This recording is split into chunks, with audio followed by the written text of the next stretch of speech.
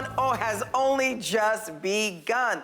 And since we love to hear what our real fam wants us to discuss, what do you say we go straight to Topic Takeover? All right. Here's a great topic from Instagram user Renee19. She wants us to discuss the long-lasting effects of bullying and the scars it leaves with you. Well, ladies, what's your take on this? Oof. Absolutely, bullying leaves scars that you have to work through, and sometimes you don't even know they're there until it comes out in your relationships or your angst, your anxiety. I know I was bullied in middle school at 2 different times in my life, where the girls followed me home, they threaten you that they're gonna jump you, they leave things in your locker.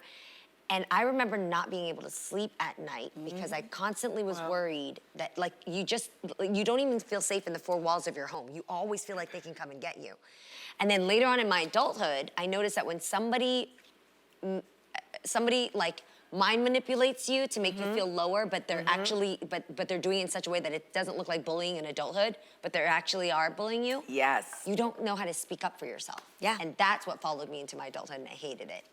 And I had to work past that. Same, absolutely. Wow. I feel like anytime you experience any form of mental or emotional abuse where someone's bark is so loud that you feel you can't defend yourself, at a younger age, when you get older, those things show up and they pop up in your adult life where you're like, I'm gonna be honest, for a very long time, if I think of confrontation, I will get anxiety. If I think that there is, like there's something I'm gonna have to confront, or even if I'm in the right. Yeah, oh, even right. if I'm in the right, I will be nervous that then if I tell you, or I check you, or I actually tell you the truth, that you're still more powerful than me. Yes. Or you're still more, or you're louder than me. Right. Or you're, so I literally deal with that and struggle with that in adulthood because I experienced that as a child, where I'm like, but there's a strange power that even adults can have over other adults, and it makes you feel like a loser. Did you get bullied as a kid?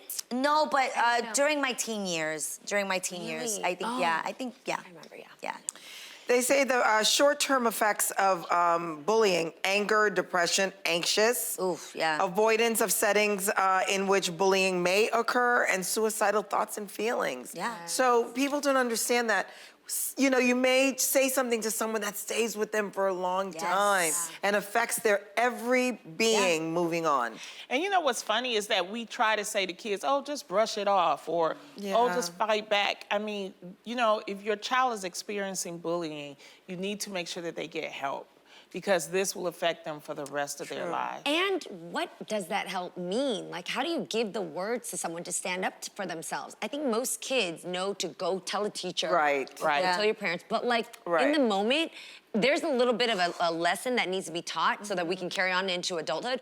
What do you say to resolve a situation or put a person in their place to say, you cannot talk to me like that? Yeah, because if I'm being honest, even back then, if my mother did want to stand up for me, all I would do is cry hysterically and beg her not to. So it's not like I didn't have a parent that was like, I'm gonna go to the school and check her mom. It's not, or just in general, someone that would speak up for me. I had a family that if I told them, and it was actually the opposite. I didn't tell my parents what was happening because I knew they would stick up for me. Well, my niece Mallory, who is 7 years old, she was riding the school bus and she was getting bullied by a big girl. No. And the thing was, the girl, you know, because Mallory, I figured it out. Mallory wanted to be liked by the girl. And so, you know, what we tried to do is move her to the front of the bus, you know, and then she's like, well, why can't I ride in the back of the bus? I said, because of what you're doing with her, that girl is not good for you. So it's things like that. Sometimes you have to put some action and boundaries, because, you know, you can go up to the school like you said, and then that becomes I literally a thing, kept it, most of my bullying, I kept a secret from my mother and my family. I hid it because I knew that they would show up and speak up for me or take me out of the situation, and I did not want that. Yeah, but I think it was something I wanted to be a part of. You gotta protect that child because you should have been taken out of that situation if you know, if you didn't feel like you could speak up and handle it. Sometimes it's best because it's a child that, you know, you have to take them out of that situation to protect them mentally. Right, and then I think you also have to reinforce positivity, like try to reverse what they've been going damage. through. Right. The damage, because otherwise it will stay with you. Yeah. Right, Absolutely. definitely. So true. All right, Yeah. moving along. This question that Instagram user Caribbean Queen 1022 sent us. She wants to know, would talking in your sleep unknowingly get you in trouble with your partner or spouse?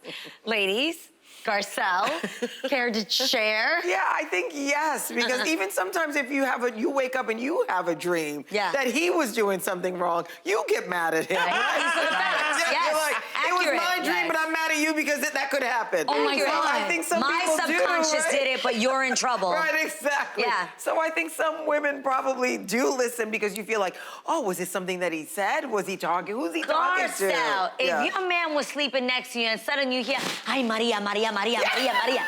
Oh, yes, Maria, so beautiful, I love you. You are waking his ass up like, "Maria, my ass." Like, we gonna have a problem. You are gonna lose it. Maria, Maria. There's no way. No way. There's no Totally. way. Come on no now. way.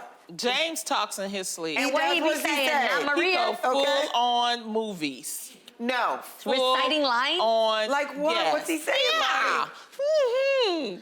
Come on. And I'm just like, what is happening? Because it's what he watched, so it's in his That's what he subconscious. watched. So So I have to funny. make sure what he watches at the end is something okay, Right. so that it doesn't, it's just something in his That's brain. interesting. But a full-on movie. Has he always done that even as a kid? tucked in his Always, sleep? he said, always. So See, I'd definitely. be wishing people, like, my guys never talk, my guys, plural. Okay. Oh, My Izzy's gonna have a problem with my that. men's I got it, never like, talk in my their guy sleep. has. No, literally, I feel like if Iz talks in his sleep, it don't make no sense. I got no context clues. It's like, yeah, no, tomorrow. Oh, he's speaking in tongues. Exactly. Yeah, yeah. Exactly.